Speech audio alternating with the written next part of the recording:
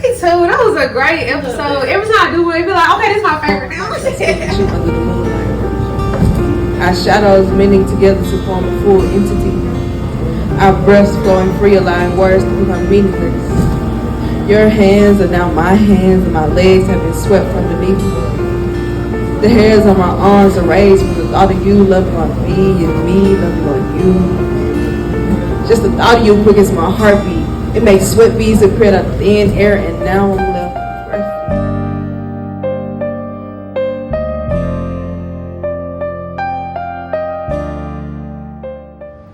What's up, y'all, and welcome to another episode of Aisha Speaks Real. So y'all know before every episode we gotta get into the drinks. Let's drink a little sip of water. And we gotta get into this amazing guest. I don't even want to say your name. I want to give you that honor. Okay. Yeah, give you that honor. Who do I have sitting next to me right now in this magnificent space? Hey y'all, it's Bleu Jean, of course, the poet. I'm here with Miss Aisha, and I'm excited to get into some things today. Okay, y'all, so now we get into these drinks.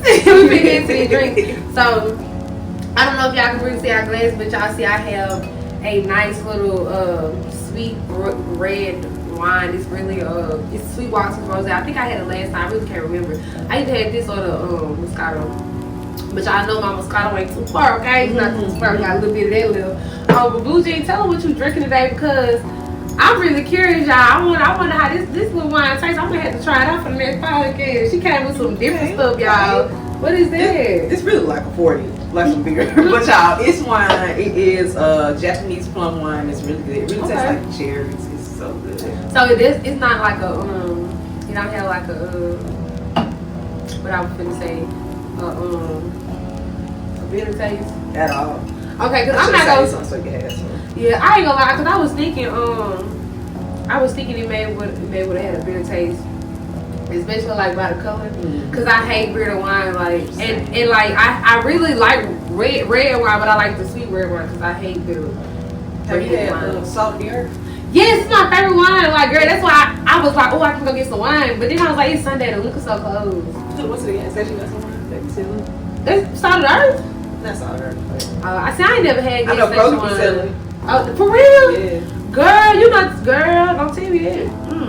You gotta go to the Kroger's, they got the wine section. See, I don't be a Kroger like that, but I definitely need to go there because, I can get some wine anytime. Okay, don't tell me that. Salt of the Earth used to be my favorite, but so it's your favorite now? I don't really have a favorite. Right now, this is top contender, I guess. Okay, and that is again, what is that again? The brand is Takara Plum Wine. That's the brand, Takara Plum Wine. Okay. Yeah. And then the flavor was what? What do you say out here? Experience the unique and mellow aroma of Takara. Oh, no, that ain't what it say. It says plum flavors and caramel. Okay, so plum. Okay. Plum flavors and caramel. That sounds interesting. Okay, see, and then y'all see what she came just so different with her style today. So I already kind of had the feeling that the wine would be something extravagant as well, because I've never heard of no pomegranate caramel. I'm gonna try it, man. I'm gonna try it because y'all know I like trying stuff, even if it be bad to me. But I'm sure that's good. So we definitely gonna get into it. So we're definitely finna get right into the podcast, y'all. I'm really excited about today because y'all know every time I get on the podcast, especially like when I'm talking to a guy, I'm like, I'm always having men on the podcast, and somebody asked me, I was like, do you ever have women on your podcast? I'm like, yes, like, okay, I had one, but it's like I be trying to find them, you know what I'm saying? And I always tell people, like, dealing with other women, like, I guess that's how like men are like dealing with each other. It's like dealing with another woman. Sometimes it be like, bitch, can we work together? You know what I'm saying? Because depending on what it is you're doing, and it doesn't just have to be y'all being in the same field, but two women who are very ambitious sometimes, collapse a little bit, and then sometimes us women, and I'm speaking for myself, so we have these ill intentions towards each other, and a lot of times they're not conscious. There's a lot of times they are unconscious, and we just feel like, okay, I don't want to work with her. But until you get to know a person, it's like, okay, I changed my mind. So I feel like today you know, as I was talking to her, you know, about doing the podcast, I was like, I feel like today would be like an epidemic for me in the podcast world, like for myself, because I never, like, ever just have a female on the podcast, you know what I'm saying? And, like, I always like to have a woman's input, you know what I'm saying? It ain't just towards, like, a feminism thing, but it's just more so showcasing, for me, women's, you know, unity, us just doing things together, especially as it pertains to just a black woman. That's enough of me talking, y'all. This ain't even my show, okay? I just had to get that out. But the first question of the day, and I think everybody probably wants to know, especially as you introduce yourself, Bleu Jean, where did this name come from? Because to me, that's already unique. You know what I'm saying, within itself. And I don't know, I feel like it just fits you. It really does. It really fits you. So tell us a little bit about the background of that name. Well, around the time that I started doing, like, picking up on how many shows I was doing, like open mic nights and stuff I was doing, so I was like, I don't want to go as Disney because it kind of feels very generic. Exactly. It's too many Disneys in the world, and I kind of wanted to, like, differentiate myself from them, and like, okay, well, that's Disney, but this is this. Right. So at first, me and my friends, we would just sit around, and we don't speak French, we just like to play around with French sometimes, and my middle name is Chantel. So somebody was like, Je m'appelle Chantel, I am Chantel. But I was like, it's cute, but like I don't want to rhyme. Like I don't want to be corny. I don't want to feel inauthentic. Yeah, that's me, but it don't feel like me for real. Yeah. So I love denim. I love fashion for sure. I love denim. I love blue jean outfits. I just had an all denim outfit on yesterday, but I just love it. It just feels like me, and you can wear it in many different ways. And my grandmother's name is Betty Jean. So I decided to take a little bit from her just to pay a little homage tribute to her. Yeah. And Bleu Jean because of denim. And I didn't want it to be like, I sat down with a friend, I think it was at Howlin' Mouse one night. I think it might have been the first time we went to Howlin' Mouse. And me and my friend, we sat down and wrote, shout out to Khalil because he did help me. Khalil down me. Okay. He did, we sat down, he typed my names out. Okay, Bleu Jean, spelled regular. Just that, and then we like flipped the E and the U. Was like, okay, add a dash. Okay. Like something, and I just feel like it just represents me to a whole core of who I am, and just shows also another side of me. It just includes my fashion side as well. Okay, and I wanted to get into that because as you present yourself today, you look like the fashionista. You know that you truly are, just like I said, inside. And before we do get into the fashionista side of you. When it relates to your name is Bleu Jean, how does that define you artistically for the people who just are still lost and don't know what you're talking about? You know, for people who may not know you, kind of give them a little glimpse of what's behind that name Bleu Jean. What's behind the name Bleu Jean is someone that's, I feel like, still trying to find themselves, but also trying to cement themselves in what they want to do, because this is what I'm doing right now. I'm kind of showing people who I am and what I stand for, and like what I want them to know about me. And what I want them to know about me is I care about my art very deeply. It does sit in me, and to sit here and share it with people, it means a lot. And for them to receive it well, it means even more. Yeah. And so what do you define as your art? Like, how can you display to the people like listening in today and just watching, what is Bleu Jean art? Cause I'm curious. I'm curious what's Bleu Jean art, y'all. My art is everything from the fashion to music to the poetry. It's just a test of my times, just to show, just a, what am I trying to say? Just take your time. Yeah. Look, like to do is take your time. Take your time.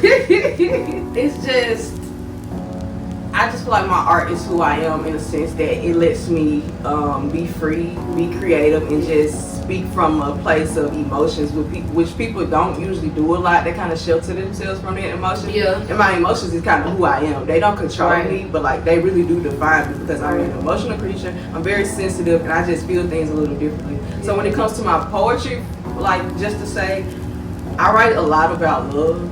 I really am a loving person, but I feel like I have to be careful with who I show my love to, because not everybody deserves that, and not everybody's intentions are always pure when you show your love. Yeah. And everybody just wants to leech off your energy and just kind of see, ooh, she got good energy, so let me get up in her corner. Right. And let me just try to take some of that without even giving. Without giving anything. A lot of people are takers and not givers, and you cannot be a taker without giving, because that just feels like stealing. Exactly. And you stole mine.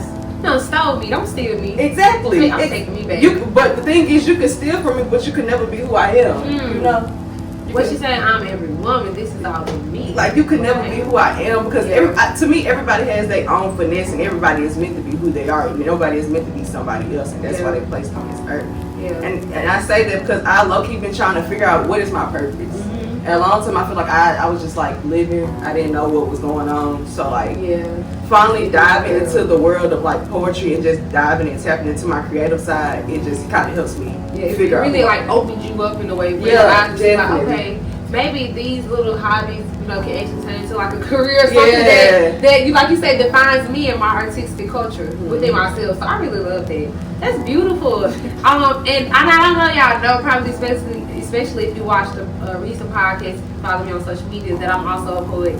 But the reason I even brought that up is because a lot of people, when it comes to my poetry, they always tell me, why do you write about pain? And I write, like, all my poems are literally about hurt, pain, violence, you know, and really just, it like the energy that I felt, like just from you saying that, you know, I write from a place of love. I always tell people, like, you never know the connection you have with an individual, you know, through conversation and stuff like that. And I don't know, it's like, I feel like the fact that you even brought that up, that you write about love, for me personally, it just kind of did something to me because, like I said, I always write about pain and how, because of love, I was hurt. And I feel like just the idea that if you said it on that podcast, and not even just with me, just in the fact that I write poetry, but even for the listeners, you know, a lot of times we think so much about the pain that we go through and we drain ourselves into all the drought of feeling emotionless, you know what I'm saying, instead of just feeling love, not by people, but just within ourselves. And I just think that itself is beautiful, you know what I'm saying? And I think that you expressing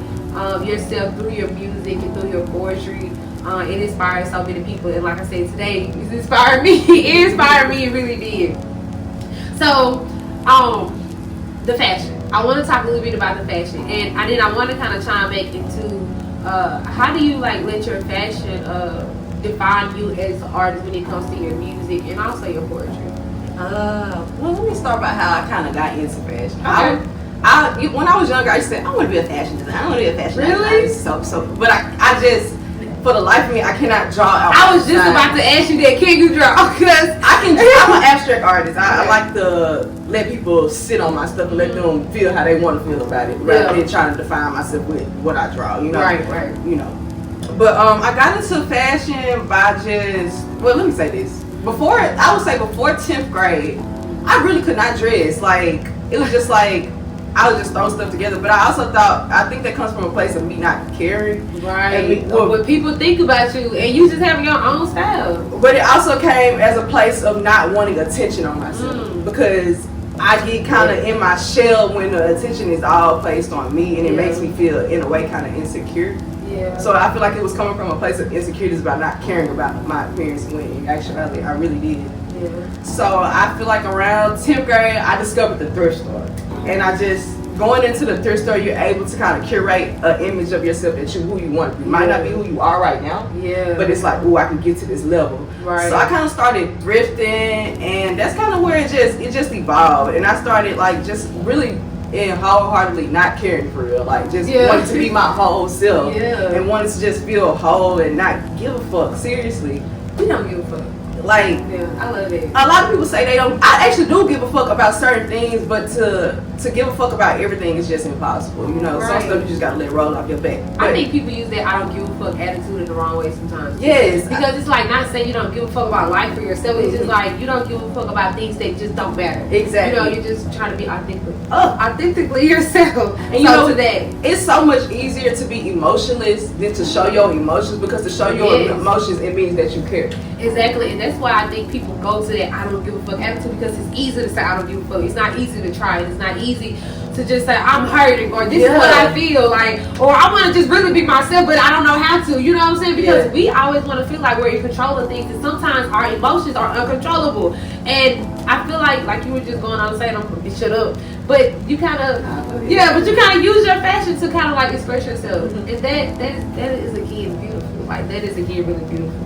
And I feel like it was always hard for me to express myself through words. through actually speaking them out. Yeah. So to sit here and be able to throw on some stuff like this, how I'm feeling today, because I went through a really dark path where I really didn't realize it at the time, where all I wore was black, and it would just bring me down. And when I realized, when I started coming out of this path, I was able to kind of bring the color back into myself and actually see stuff not through a colorful lens rather than black and white. Yeah. And I just like to get to the style I am today.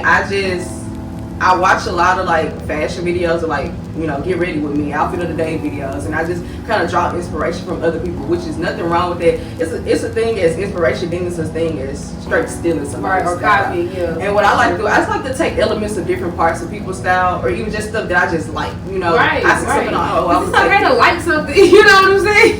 It's like I just take different parts of that and I just add it on to myself, because I am a multifaceted creature. I don't like to stick to just one thing. So when it comes to fashion, I just think of it as like a spectrum, not just one particular thing. Yeah. And that's just really where it came from, just allowing myself to be able to be free and to express myself in the most creative way possible, and just not give a fuck. Like I just want to be free. And I love that. I love the freedom of feeling free, of expressing your liberty through your creative side, and also just being able to find yourself in a mental space. I was at church today, and one thing I think that really just caught my attention was one of the things in the message that he was saying that caught my attention was a lot of times we find ourselves signing a contract instead of signing a covenant. And he was, you know, talking about marriage, you know, and especially like in today's generation of how we don't really value marriage. But just through this conversation, I think what I can take from that, and I feel like what the listeners and the people watching can take from it, is that sometimes we sign ourselves on a contract.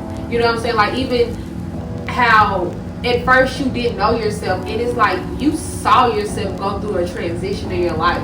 You know what I'm saying?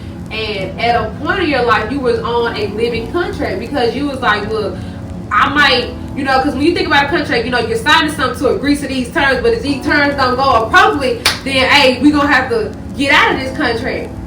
But when you got into your new self, you was like, okay, this is my company. Because that old you, when you was dressed in all black, you was really just trying to figure out what was going on. And then you were also just in a space where you didn't know what was going on. You were on a contract. But the fact that you were able to go through with a covenant and just live within yourself and be unapologetic. You know what I'm saying? Like, that's really what the word that I feel like I was looking for. You are so unapologetic with style, with your words, and just with your talent. And as again, I want to say, like, that is beautiful. And that is really empowering. And just to go back to you talking about, like, what led you to the fashion. So I have a quick teaser question. Is there anybody, whether they're a fashion model, a fashion designer, or whatever, or whether they're high or low grade, for when it comes to their status, who is somebody who like inspires you? Like what person like really inspires you? I would say my biggest inspiration in fashion, besides myself. Right, besides yourself, of course. Besides myself, I really like men's fashion. I feel like a lot of my like inspiration comes from men's fashion in general. I wouldn't say it's just one person that inspires me. Actually, it's just a whole collective of people that inspire me. Like I love Pharrell. I love what he does. I love he's very artistic with his fashion. Absolutely. And as far as like times, I used to really love 90s fashion, but as I've gotten older, I'm more into like early 2000s and like 70s and 80s. I like stuff that fits tight here but like flares out at the bottom. I love shoulder pads. I love color, stripes, patterns, all that. I really don't like solid stuff. So I just love stuff that has character, which is why I really love thrifting. And you're just able to take something and like rejudge it. You sometimes a lot of clothes have energy in them, and I'm actually called to clothing sometimes. Like I would go to places like I ain't never heard of that. She's called to I'm called to clothing That's a I'm like, right what there. is that? And then sometimes as just a plain object, you can see like, ooh, this really ain't got nothing. But you put it on, and a lot of times, a lot of people just put on, you know, put a jean on, put a t-shirt on, sneakers, like, ooh, that's it. For me, it's all about layering, and it's all about adding on more than taking away. Of course, a simple outfit, it can have a statement, but to sit there and add on stuff to make it whole and 100%, it's a beautiful process. It is a beautiful process. I love it. And so, with the outfit today, like, tell us what inspired this. Because I definitely had one to get. I wasn't gonna miss that, man. I was not gonna miss that. So for all the people who are listening to the audio, just make sure y'all go tune into the visual, the podcast on the visual podcast, just to, of course, check out her outfit. And I might just throw in a little blooper at the end, you know, me showing the whole outfit, the whole little trend. And again, shout out to her because she is a fashion stylist. So for all my people who want a fashion stylist, here you are. You know what I'm saying? Hit her up. Trying to get out of the 9-to-5 lifestyle. Look, I told her when I get rich, I'm behind her. I'm not playing with y'all. I'm serious. I'm hiring y'all because I need help. But this outfit today, I'm really a last minute person, so I really like to wait. It's probably like a couple hours before I gotta go somewhere to get my outfit. Procrastination is real. Procrastination is so real. You saw what I put in my bio. Yeah, okay. I'm an artist and a procrastinator right after. Yes. But I get when I get in the shower, I try to think about what's in my closet. And since I haven't worn this shirt today before, I was like, let me just wear this. Yeah. And I used to be a stickler about like, oh, I can't wear this shit. I want to save it, but like I'm really perfect. I don't know what my last day is, so to not wear my flyest fit is like a crime. It's like a crime. I could die tomorrow. I'm like, damn, I ain't wear my flyest fit. They ain't get to see that, so I just wear it. But anyway, this outfit today, it was just like I just want to be comfortable. Like I just want to be comfortable. Yeah. And I threw this shirt on. I knew I wanted to wear this hat today. Like I really wanted to wear this hat today. Yeah. So I was just like, let me find something. Gratefully, I had this shirt. I got the shoes to match. Yes, so I love a good white sock, y'all. I'm like a granddaddy. No, Kizzy, I love me a pair of white socks with a little ruffle on it. I do for real. But I really love streetwear. So naturally, most of my styling is like small top, big bottom, big top, big bottom, or like graphic tee, ripped jeans. It just depends. Well, I love being graphic tee. Yes. What's like your favorite graphic tee? Like, what would you describe to be like your favorite? My favorite graphic tee. One, it has to be a white tee. Like I can't do black graphic tees. Like yeah. I can't. They take away something from the outfit. Like they really do. It just makes it more. I guess I like black graphic tees sometimes. Like I got this one black graphic tee. You know, I still got black graphic tees. Yeah. I just like, I ain't wearing it. Yeah. yeah. It give you that. But I feel like, you know what? I feel like it take you back to that transition. Yes, which is why I don't wear it. You will never see me wear a lot of black. But one thing I do love is a little black dress. I love a little black dress when it's time to go out. Most definitely, I love me a little pretty black dress. Always like, let's do something. It just suck you in. It just have you looking real good. It just have you feeling confident. Yeah, you feel like grown woman. Another thing about fashion, it just brings a certain sense of confidence when you know you look good. And I stand on when you look good, you feel even better. Yeah. And I stand on that real wholeheartedly because I noticed that, like I said, I went through a dark time, and me wearing what I was wearing, it was just bringing me further into my darkness. So I also decided to take fashion to bring me out of a dark time. Yeah. And I'm grateful. Really grateful. And it did that. Like, and I always tell people, like, and I may say this on every podcast, I may not say this on every podcast, but energy is so real. Yeah. You know, and it's even so real when we think about it to ourselves, like the energy that we give back to ourselves. I know, like, it was at a point in time in my life, you know, that I even felt like, now that I'm thinking about it, that I was going through a transition, and I could think about, you know, how you talked about how you couldn't dress, like I was. And I feel like I couldn't dress at the time, you know, but I didn't care about how I dressed. Because, like you, I didn't want that attention. I didn't want people, it is like, to describe the attention, I didn't want people just looking at me. I didn't want people asking me what's wrong. I wanted people to look at me like, ugh, I don't want to talk to her. Because I didn't even want people, like, I didn't want that, you know. And I had distanced myself just from everybody. And then, once I had the feeling of me wanting to find myself and really like get back into like, okay, what's hurting me? Like, we need to heal. We need to talk about it. It's okay to talk about it. And I started seeing that fashion trend change.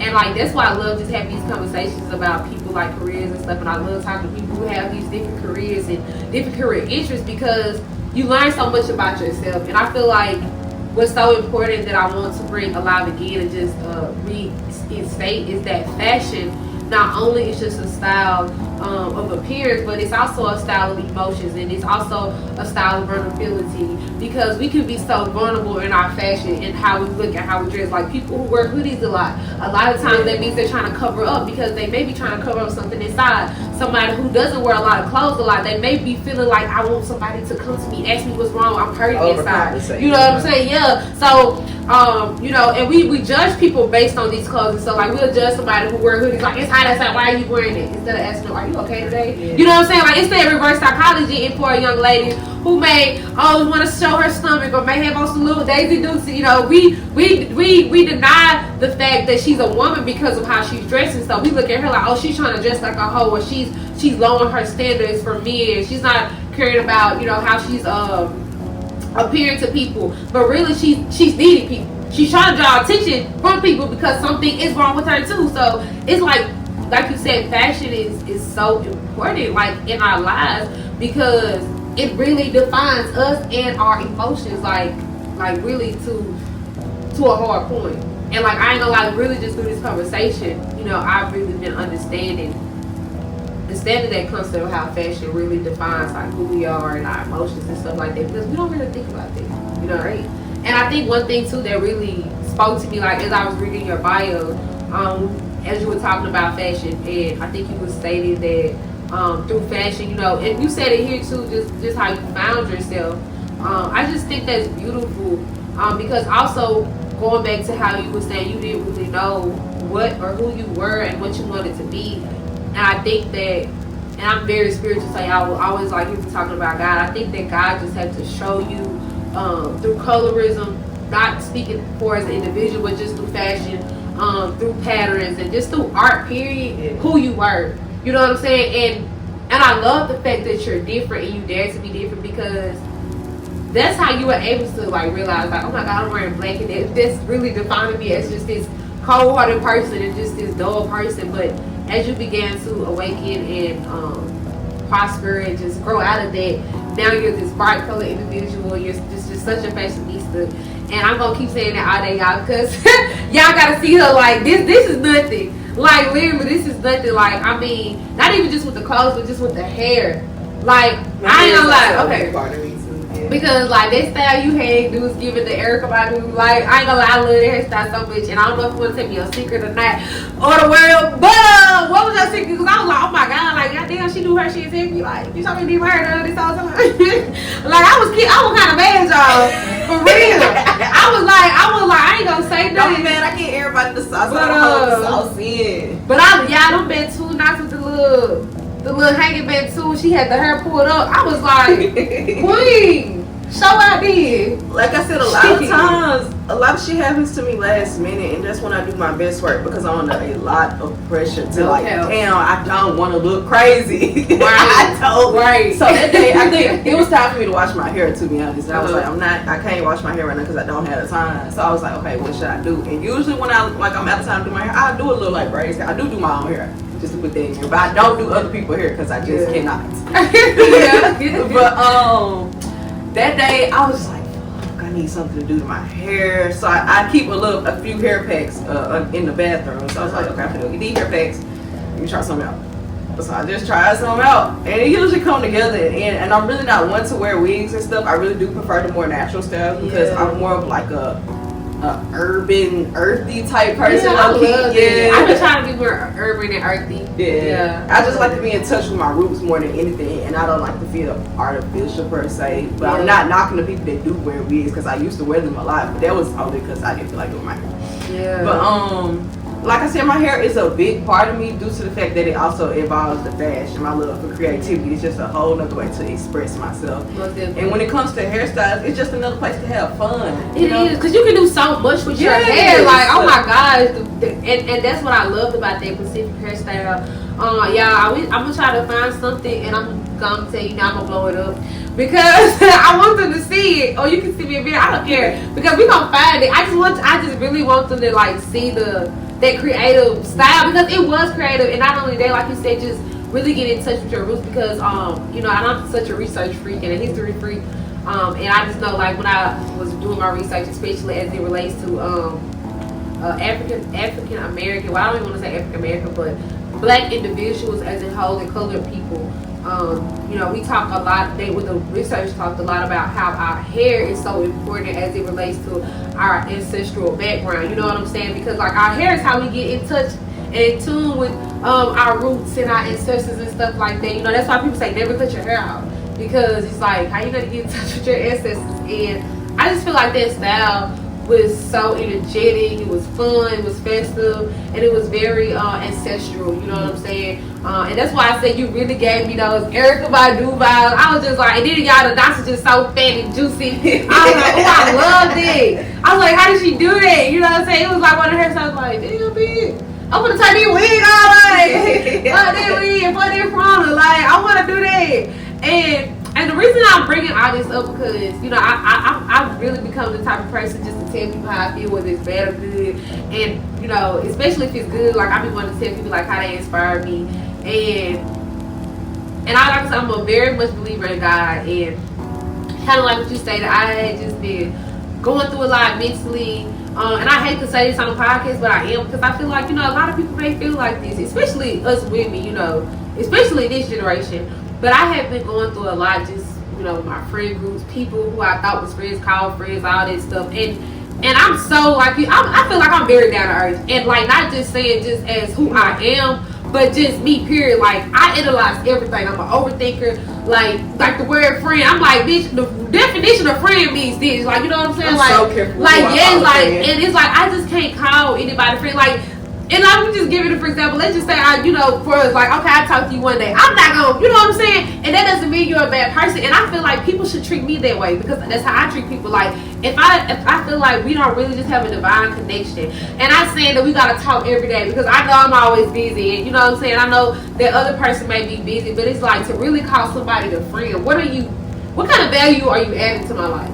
You know what I'm saying? And anyways, I was just going through so much, you know, and this past year, like the end of last year, I've just been dealing with a lot. And I just want to say, like, here on this platform, that I thank you, you know, like, seriously, like, this is no podcast talk, y'all, this is just really me talking and kind of being, you know, because when you came into my life, I was really trying to, like, find myself at that moment. You know, I was going through a lot with people I call friends, because I'm a high believer of friendships and relationships, period, are very valuable to our lives. Like, we need friends. Like, if we were supposed to be in this world alone with meeting spouse, meeting friends, we wouldn't have it, you know. People would just go to work and go home, or go party by themselves and go home, but a lot of people don't even know how to party by themselves, and they're not with a group of people. So that just kind of shows you that we need people. And I know at the time, like, when I met you, I met Sai, shout out to Sai. You know, I was so thankful for Mojo. Shout out to my friend Mojo. Shout out to my friend. Shout out to my friends. And, you know, when he introduced me to y'all, like, y'all were, like, such an enlightenment to me. You know what I'm saying? And girl, you can answer, like, I told him, I think I was a little drunk, but I was telling him, I was like, Mojo, why did you do that? He was like, what did I do? I was like, you introduced me to your friends. And he was like, oh yeah, they cool. I was like, no, you don't understand. Like, I said, I was really just going through something. And I was like, it's about who they are as individuals, but I was like, it's more so, you know, about how they carry themselves, I don't even know how to describe it, but just the way they appear to people, the way they treat each other. Like, you could just literally feel the love, you know what I'm saying? And it doesn't feel fake. It doesn't feel phony. It was so real. It was just so, I think you welcome. And that's why I just had to come over here and say thank you, because I think it's even greater than your fashion. Like, you were able to help me discover some things about myself. And, like, I'm still discovering them.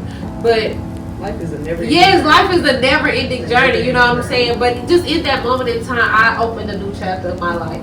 And I think even with myself, I had started getting more into, like, loving me naturally, just loving who I am, because, you know, kind of like how you said you wanted to be more authentic, not so much artificial. I feel like I was trying to do that because I was trying to be a people pleaser, and I really could be honest with myself and say that, you know. But just being in the presence of you, like, you really help sculpt me. And I think it does have a lot to do with your fashion, because you are so outspoken, not just with your mouth, but with your energy, you know, with your sense of style, and that does go a long way. So from me to you, thank you. That goes a long way. I just want to give you a hug on the podcast, because, like I say, y'all, it goes a long way. And I had to say that, and I'm gonna shut up again because I think it's important for I us. enjoy hearing you speak though, because you are very wise. You are very wise, and you just seem like you know a lot. You know, I know, I don't know a lot, y'all. I just know a little bit. She know a lot. Y'all. Don't even try to know this stuff. If you just hear her speak, you don't even want to talk. You just want to listen. Yeah, but like, I mean, I don't know. I know I talk a lot. That's my problem.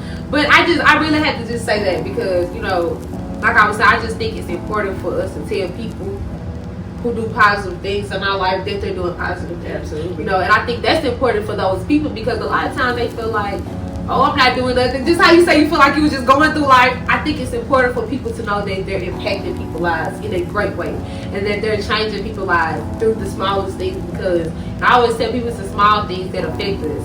And it's the small things that create big issues or big resolutions. You know, because you have to start somewhere and you always start small. You never start big. Nobody ever starts big unless you got $100 million or something like that. Mm-hmm. But when we talk about just some real grind and work, it has to start from somewhere. That, like I said, that somewhere is always small. It's always small.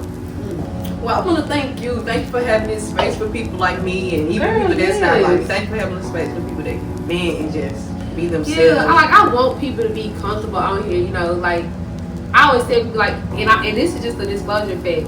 You know, even when we just recording the podcast, how I record them with just no equipment, like, but I'm still getting it done. People still come over here nervous, and I'm there like, camera. I was a little nervous. Yeah, like people like, be so nervous. You make them yeah, and I'm just like, get girl, get loose, like, just lay back, just fall out, you know, like cry, like whatever. Like I want that space because, like, I'm not gonna lie, like I ain't cried yet, but I feel like it's gonna be that one conversation. I'll be like, I gotta take the lashes off because I feel like I'm gonna get emotional, and I feel like it probably is gonna be a build up to that point. But even when it gets there, like I know that this space will be something, like you said, that is confidential, is good energy, good vibes, and it's safe. You know, it's safe. Yeah, and I wanted to create that space. I wanted people to come on the pod and feel safe to talk about things that they go through. I know, like a podcast that I did with this young lady named Bleu Jean. Y'all make sure y'all go check out our podcast. She was very vulnerable on there, and I didn't like I said, when I talked to people on the podcast, like this is us talking, and I didn't know she was gonna get that vulnerable. And it, like, I was thinking about this so much today, and I had, and today was my first day going to church. Okay, today was my first day going to church in years, and my pastor was just talking to me about how God was gonna bless me. And like I said, I don't know, I just had to start thinking about her and just how she was just so vulnerable. And I know, like, a lot of people like, well, what is her vulnerability? You going to church have to do with anything, and your pastor talking about blessing you. Well, I thought about how God was going to bless me and how God is using me to be a blessing to others. And as I stated before, it's just the smallest things. Like, I didn't expect her to feel that comfortable. You know, like I said, I want this space to be comfortable. I want people to be, but she was so comfortable because she reflected on some things that hurt her. She reflected on a lot of trauma. You know, it caused me to reflect on a lot of trauma and things that I went through as a young woman. And we were able to connect through our pain and through our trauma, and also just connect to the people listening in on the podcast. And that, again, is what I think is so beautiful and so legendary, that I can do that I can provide that space, that I can not even just provide that space, but just be that person to somebody. Because like I tell people, I had yearned for that. You know what I'm saying? And just through this work, just through what I'm doing, now it's like, okay, I feel like I can talk to you like, girl, we be buddies. You know what I'm saying? Like, anybody who's on here is like, oh my God, you were going through that too. Like, you don't feel alone. You know what I'm saying? I think that's what's special about it. Yeah. I really do. I think that's what's special about it. And to touch on that a little bit, I think you do a really good job at expressing the pain that other people wish they could talk about, and the people who feel like they don't have a voice which they could say. And I really want to applaud you for that. Let's give her a applause. Thank you. I appreciate it. I remember the first time I saw you was at Verbal Verse. I think you were supposed to perform, but you ended up getting on there last. I was there when Josh was there. Yeah, there was. That was when Josh was there. Oh, my boy, we're gonna keep it. But Josh is so fine. I love you. Okay. But just to see you get up there, and your voice, one, has so much power that you can't help but to listen, and you can't help but to feel the emotion that you're evoking out of that poem. It It was beautiful. I'm an emotional person. I'm very emotional, and I think never let anybody steal your emotions. Girl, because that is a powerful piece of you, and not everybody has the superpower to actually be able to work through their emotion and able to express them. That's their superpower, and I feel like you should take that with you everywhere you go. Thank you. I'm not gonna say I try to, but I manifest it every day in my life that I do take those emotions everywhere I go.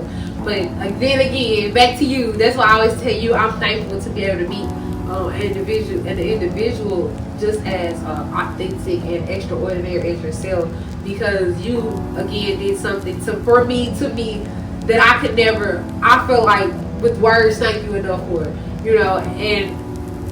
Like I said again, like it was. Y'all know I love talking about God. Did it Sunday too? Oh, child, I'm getting started.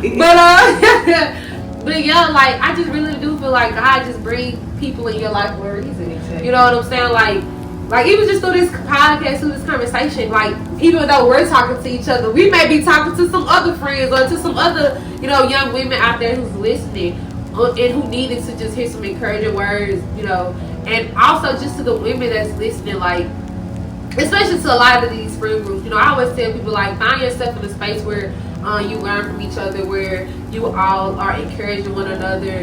You're not just telling each other things that you want to hear. I especially now as I've gotten older, I try not to be that friend. Especially one day when I do become a mother to my children, I want to teach my children to not be that friend. And I feel like there's a lot of things that we go through, especially as it relates to our trauma and just even as it relates to our careers and stuff. It's something that we've been taught, and I feel like especially in this generation that we're the generation to kind of like come out of that, to kind of like uncover the things that are not normal, to speak up, to say something to things that we see wrong. And I just want to encourage everybody like listening and who's tuning in to be that friend, to be that spouse, to be that wife, to be that husband. Like I said, even to my men, not even just to my women, but just to be that individual, that person, to call your friends out, to call that person out, to call yourselves out. Be real to yourself. Always trust the journey and just love yourself. You know what I'm saying? Like it's okay, as we've been saying the whole podcast, just to be yourself, and it's okay to hurt too. Like and that's why in the beginning I was just talking about how I love the fact that you talked about how you write about love. Not only love, I used to write about like pain a lot, but I feel like sometimes to relive my pain is like a really hard thing to do, and it puts me back into that headspace sometimes. So I still write about it sometimes, but a lot of times I really don't feel as much pain as I used to, so I don't feel the need to write about it anymore. I don't feel as sad as I used to, or like I'm not going through that depression or that mental like instability anymore. So I write about love a lot because that's something that I'm really like, I guess, I wouldn't say searching for, but waiting to come to me in all forms and healthily in all forms. And I write from a place of feeling. I might not have actually experienced the love that I write about, but I know the love that I'm looking for. I know the love that I want. I know the love that I give out. So I naturally just write from a place of wanting and of learning and wanting to just have more in my life, Yeah, and I wanted to ask you, from a poet to a poet, from an artistical person to another artistical person. Do you think there is a time and place to kind of, I don't want to say let go, but start a new chapter of writing as it pertains to, especially the topics of writing about pain a lot, and I'm glad you kind of said that you did used to write about pain a lot, but then you were like, I want to write about something else. Because I'm not gonna lie, still feel like I write a lot about pain. And that's okay, because that could be your personal writing style, and writing about pain sometimes comes a little easier than writing about love, or writing about friendship, or writing about just trivial leisurely things, just writing in general, because pain is such a universal feeling and everybody goes through that like a lot. Some people go through that like never experiencing love, but I bet you they feel some pain. Most definitely. I bet you they feel some pain. So do you ever say that, do you ever feel like that, especially as it relates to writing and people who write, do you ever feel like somebody who writes about pain, and of course this is just your opinion, that may be something that they're constantly going through, do you ever feel like that they can ever write about love? Like, what is your perspective on that? I feel like if you open up your mind and your heart to accept love and to learn about love, of course you can write about it. But if you feel like I said, it's a little easier to write about what you're going through naturally, because you're feeling it right now. But me, it's all about growth. And not saying you're not growing because you typically write about pain a lot. It's just like you're still working through that pain. Yeah. And that is your way of working through it. It's like therapy of the sort. Yeah. And I have kind of worked through a lot of my pain. I haven't worked through it. I actually deal with a lot of trauma. And I do this thing where I just push it to the back of my mind. Okay, whatever. It is what it is. Because a lot of stuff in life, it is what it is to me. And it's going to be what it's going to be. And a lot of stuff you cannot fix. You cannot dwell on that shit because it already happened in the past. You just got to learn from it. Life is a big old learning experience. And I feel like if writing about your pain is helping you learn and work through that, continue to do that. But I also feel like open up yourself to the thought of love. Open up yourself to even thinking, to even wanting it, to even receiving it. And then I feel like it'll come naturally to want to write about it. And I write about a lot of stuff that like happens to me. And I'm starting to write about friendship a lot too, because my friends are like a really, really like inaugural part of my being. They're like family more than family is to me, because they have done a lot of things. It's not always about what they do, but they have done a lot of things to me to show that we sticking beside you, and we're gonna be down for you for the ride. We're gonna be down for you for the hurricanes, the rains, and the earthquakes. And that's important. Like I said, it's very vital to our lives. And it's just like they've done things that I feel like my own family would never do for me. And shout out to my family. I love them and I love for who they made me be. But like, I just feel like growing up, I was missing things from them, and my friends kind of provided that empty space that I needed. And I'm really happy that I know them. These people, Side, Mojo, Sade, Jay, KG, Sean. Shout out to y'all, like for real. Yeah, for real. But I just feel like writing is just like a roller coaster, an up and down process.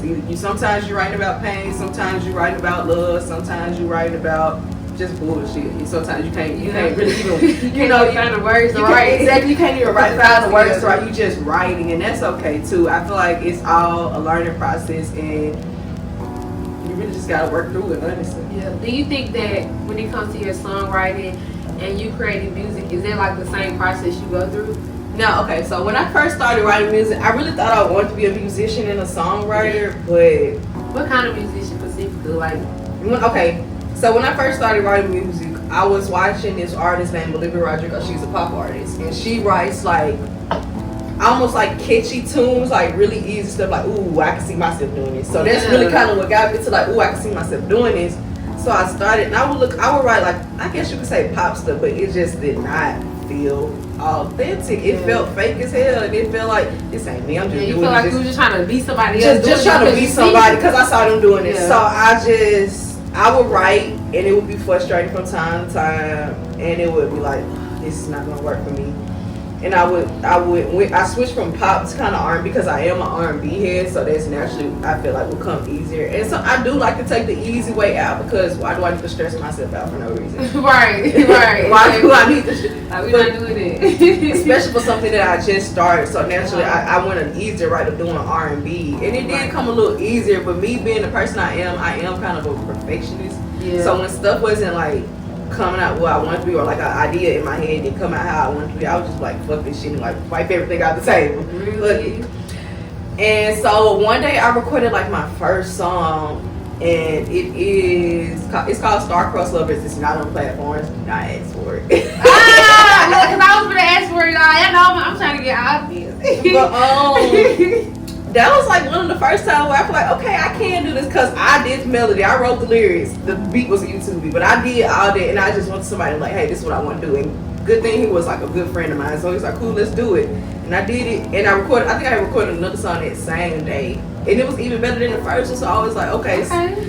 To me, all it takes is that one time for me to do something, whether it's frustrating or not, and it keeps me wanting to do it. But I kind of moved away from songwriting, because at one point it just felt like a job, and I hate when stuff I'm doing like a passion project, I hate when it starts to feel like a job, because it takes the love out of it.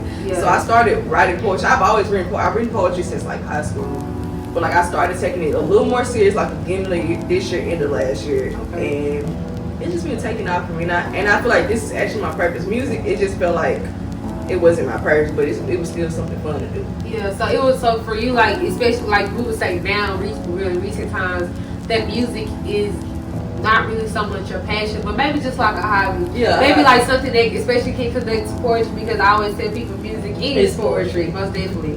Okay, then, so like, But those 2 songs like the only songs you ever had written? I have written many other songs. I've written many, but I recorded another song, and it's a house song. It is one of my best songs to date. So what is it called? It's called Miss Fame. Miss Fame. It is Fame. It is. Hey, I need that on my I want to go back and record it, add some background vocals and all that, get it more clean and clear. But like I let my friends listen to it, and my friends tell me like, nah, nigga, this ain't you. You can do better than that. But I was like, okay, to do something with that. But I just, when it comes to music, that is something that I'm actually really sensitive about. Like I can share my poetry because it is what it is. But like music, it's just people are so critical of it. It's like if it doesn't have that right sound, it's like, that shit trash, or you need to do better. But a lot of times people are not opening their ears to hear what they're not used to. Yeah. So they already downplaying you from the beginning because it's not something that they used to. So I'm not ready for that rejection. I'm not ready for that yet. I gotta prepare myself for this type of stuff. But my poetry, just to like stroke my own ego, I know I write really good. So it's naturally people are gonna gravitate towards my poetry more than my music, I feel like anyway. Yeah. So I think that's why I stuck with it. Not to say you are an amazing poet, so definitely shout out to you with the poetry. You are a magnificent poet. Like, oh my gosh, outstanding. Not to say I do my poetry for the people, but my purpose is to connect. And if it's not connecting with anybody, then I'm not doing what I'm supposed to be doing. Right. It can connect with me, but if it ain't connecting with the people, then what's the point? Right, what are you doing it for? You know? Yeah. So, like, do you feel like, especially as it's related to your music, that, although I know you say you're not patient about it, still like a hobby, do you ever feel like sometimes in the back of your head that if you do get more comfortable with, maybe, let's just say you put out a song just to see what will it do? Do you feel like you would ever get to that point? Like, yes, because when I get on stage, I'm not Destiny anymore. I'm not Bleu Jean. I'm just the entity of a body that's up there. Like I'm not myself anymore. I just let the stage take me, and we just one. If that makes sense, like we just become one, and I kind of lose myself on stage. So I feel like I could get up there and really do my thing, but I just have to get rid of the doubts, the feeling of rejection and insecurities of how I'm feeling. And once I do that, I feel like I can really excel in the music situation. But I would want to be more of a songwriter than actually performing the songs. I guess I'd rather write for people. Then maybe it could evolve into me becoming a performer, you know? Yeah. And I did my poem. Yeah, you was there. I did a poetry I did a song in the style of spoken word. Yeah. And that was probably one of my most personal songs I had ever wrote. It was really hard to do that. I'm not gonna lie. I was still kind of nervous doing it, but I feel like it's necessary. And sometimes, even though you might feel like you're scared or that fear is sitting in the back of your mind, like I said, it comes back to connecting people and letting my voice be heard, and letting people who feel like they don't have that voice to be heard hear me, and let them hear themselves through me. So.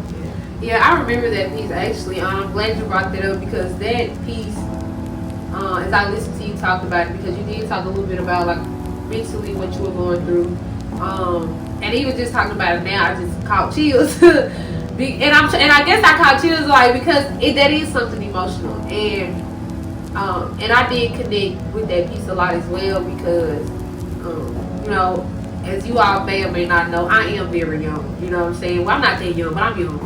And, but I did go through a lot of things at a young age. And I mean a lot, just with an abusive relationship and just having those suicidal thoughts and just feeling like I was literally alone. And when I say I felt alone and somebody was next to me, like, oh my God, it was horrible. I feel that. Yes, and like, as I listened to your piece, like, it took me back there, and I don't want to say it was a negative thing, but it just made me reflect of what I've been through, and it's like those shackles are gone. Like I'm not gonna lie, like when you brought it up, I could just hear you repeat that in my head over and over, and I was listening to your piece just like, even though I wasn't on stage and I was just sitting there, I wasn't myself. Like it's like my energy had just got out of me, and it was like, oh, you need to feel this. I need you to feel this. Because right now you're trying to have fun, but this is like a testimony for you. Yeah.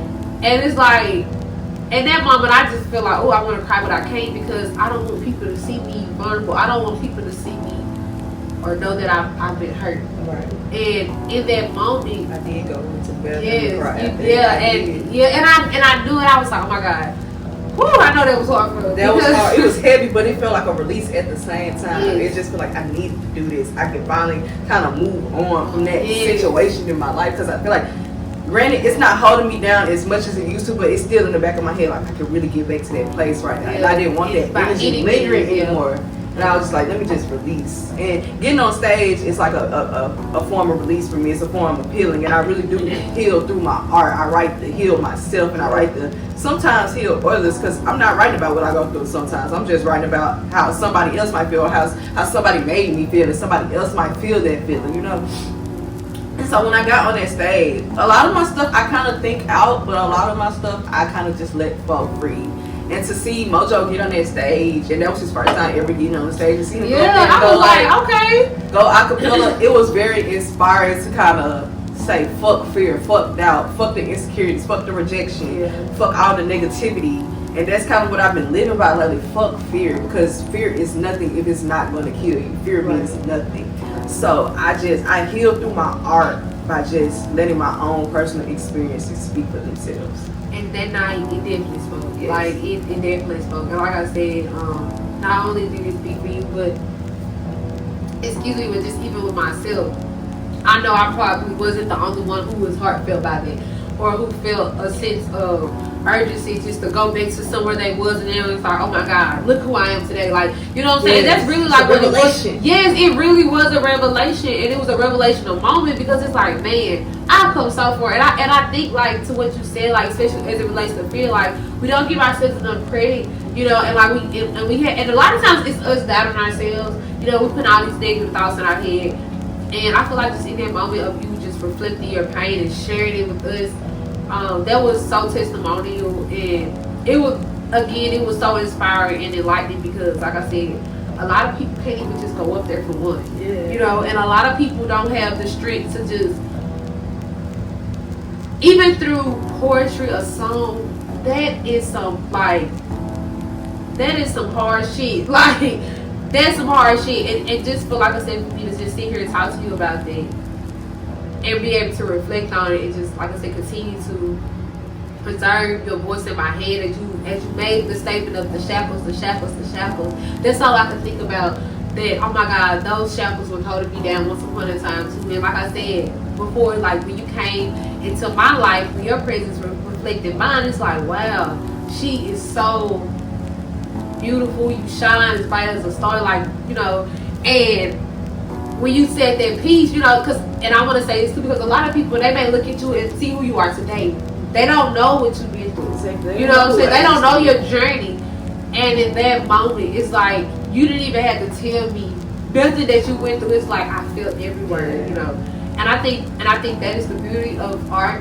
I think that is the beauty of your fashion. I think that is the beauty of who you are as an individual, artistically, creatively, spiritually, because the divine spirit, like, really just made a connection with that. You know what I'm saying? And I thank you again just for being able to share that night with us. You know what I'm saying? Because that was very vulnerable, and I know that was a very vulnerable moment for you. I pride myself on being vulnerable, though. I pride myself on. I think we all do, though. I think a lot of people kind of like pride themselves on being vulnerable, because it's like a weaker side of us. Everybody tries to be, but a lot of people don't realize that's their strength. Yes. And but then again, like you said before, it's hard to be vulnerable. Like, it's man, I ain't gonna lie, it's like, it's crazy. Like, even if you talking to sometimes a friend, and you know what's crazy? Because when I was in church today, I was like, God, I really want to get my testimony in front of my mama, like, and just tell her how I feel. But it's like, I'm scared to show I am so scared to show my mama be very vulnerable. Because my mama has always been this hard defensive body person, where she's never shown her emotions unless she's just like really mad. You know, it's like she tries to be emotionless, and it's like, I need you to have emotions. I need you to show me you care. Like, I need you to show me that you're hurting, because I know that you're hurting. Like, it is okay to hurt, but I feel like that's the only way that I can forgive you, and that you can forgive yourself, and that you can forgive me. That I can forgive, because you trying to be hard about it now, especially as a parent, like, you making me be hard about it, you know what I'm saying? And I think especially like with our parents, like when it comes to like them doing things to us, and I always tell people, it ain't gotta be nothing big, your mom or daddy or just anybody in particular, because again, the small things matter. And the small things are usually what stick with you and sit in the back. Yeah, and they are, and I don't know, I don't know when, but I pray to God every day, like, I can find a time to be very vulnerable with her, and that I can find a space to just tell her like, hey, I'm hurting and I want to talk to you about it. You know what I'm saying? I think that is important. I feel that because I kind of have I'm not gonna say I have the worst relationship with my mom, but it's strange because I can't feel like I can't be vulnerable with her, and I feel like in a way she stole emotional sides of me that I'm not able to show. As far like being able to express myself is something that I taught myself. It's something because trying to talk to my mother, it's like I'm the parent. I don't want to hear that you're inconveniencing me and shit like that. And it's just like, damn, I can't even sit here and be very vulnerable and tell you how I feel without you feeling like I'm being combative. I'm trying to argue or I'm talking back or being disrespectful, and it's things that I wasn't able to get that emotional connection from my mother, and kind of had to learn to be emotional for myself and from my experiences with people. Because I can say, if you ask people, they will say this used to be mean as fuck, this used to be this used to be that. But I went through heartbreak, and that changed me like 180 to like for somebody to bring you down to your lowest point, and you have to build yourself back. It's almost like relearning yourself. It's almost like being a toddler. You learning how to walk, you learning how to talk again. And that was a very, very hard time for me to go through. And also for my father, I feel like he wasn't emotional. Like he was there physically, he was there monetarily, but just emotionally, I could never sit down and have a conversation. It was like, hey Dad, I'm feeling depressed today, I'm not feeling 100. But it's also like I can't fault them. You know, because that's kind of what they went through, and it's kind of, they was doing their best, and I realized that as I've gotten earlier, they was just doing their best, but at the same time, I can't acknowledge that your best was not enough. And I want you to acknowledge that too, instead of trying to sweep it under the rug and move forward, because I cannot move forward if I'm still hurting the past. Still hurting from the past shit, and that shit is just so hard to kind of get over sometimes.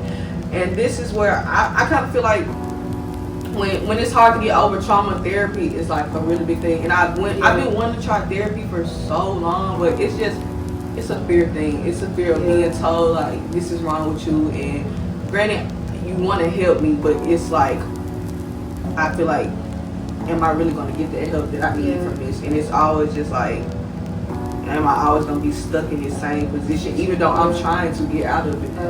I think for me, and I'm not sure about others, but I'm sure that others have that same fear, especially as it relates to therapy, that a lot of times we're scared that we're the problem, you know?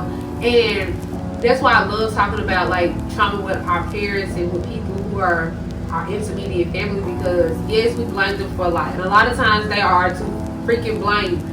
But then a lot of times, you know, especially I watched a motivational speech that Eric Thomas talked about, and he talked about how his dad wasn't in his life.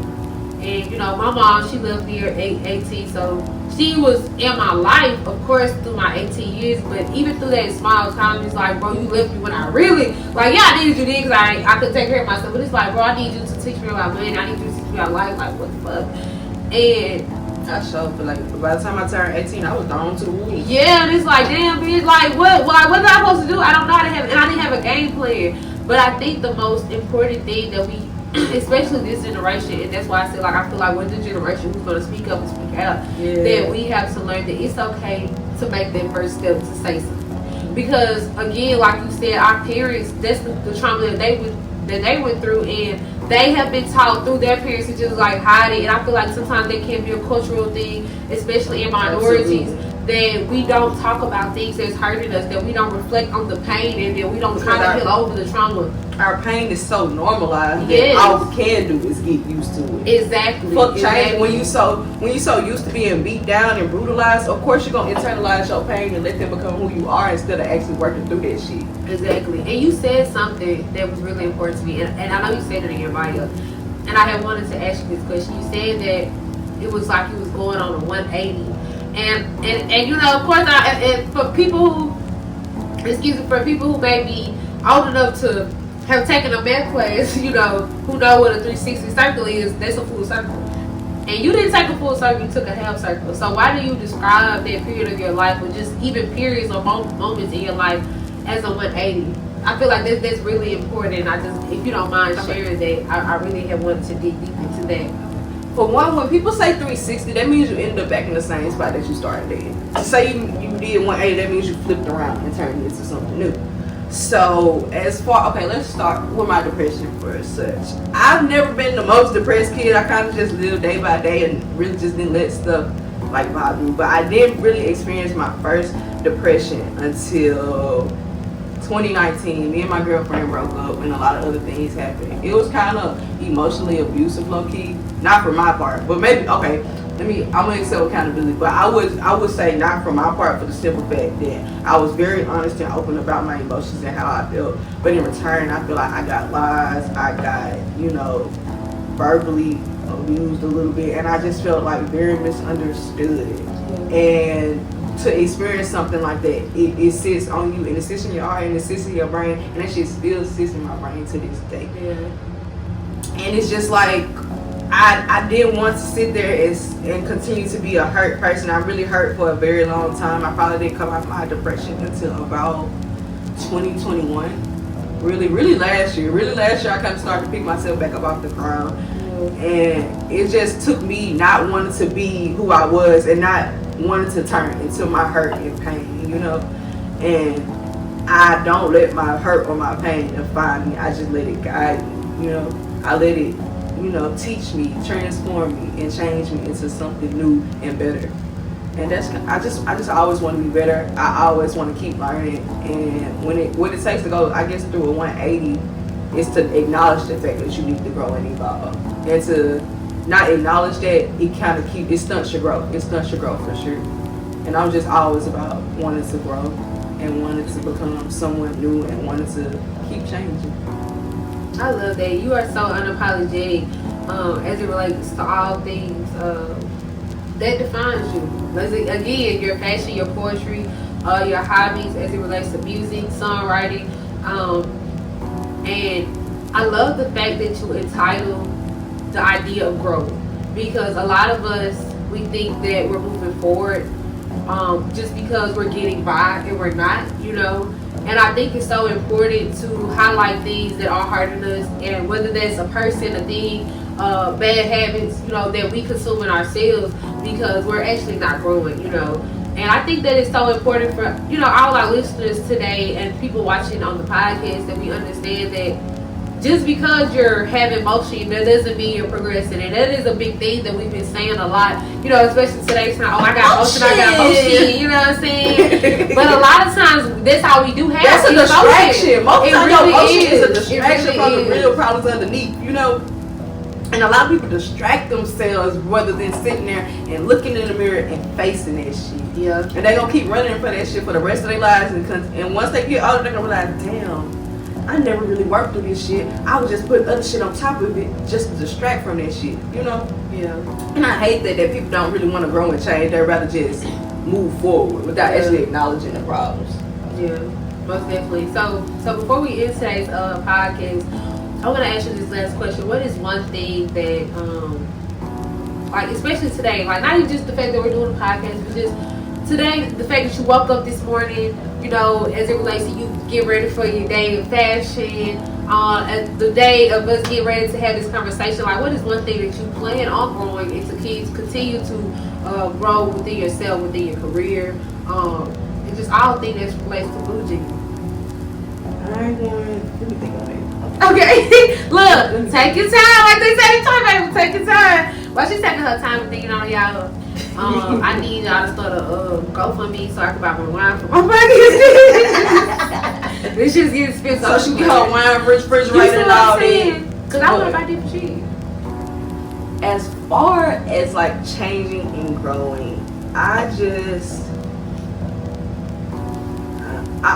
want to continue to be someone that inspires people to speak up for themselves, to speak their truth, to be emotional and vulnerable, and to be 100% unapologetic.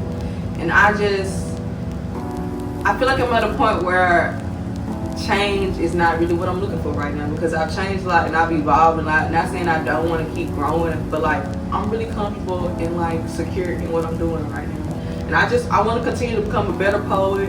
I want to evolve into an entrepreneur and sorts. Like I said, I'm trying to get away from the 9 to 5 life. Yeah. I want to be something that people also feel like a safe space, you know? Yeah, yes, you are a safe space. If you ain't had nobody to tell you that, girl, you are a safe space. Like, most definitely, you are my safe space.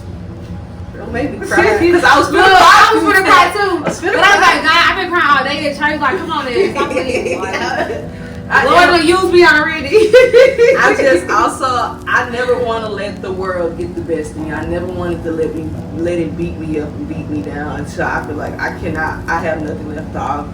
I have literally done that to me multiple times, but as far as this year, I have been striving very hard to be a strong-minded person, someone who stands on what they believe in, and just being 100% myself. Beauty and being unapologetic. Shout out to Bleu Jean, y'all. Shout out to Bleu Jean. So before we end the podcast, Blue, I want you to let the people know where they can reach you. Because as I said before, y'all, she is a fashionista.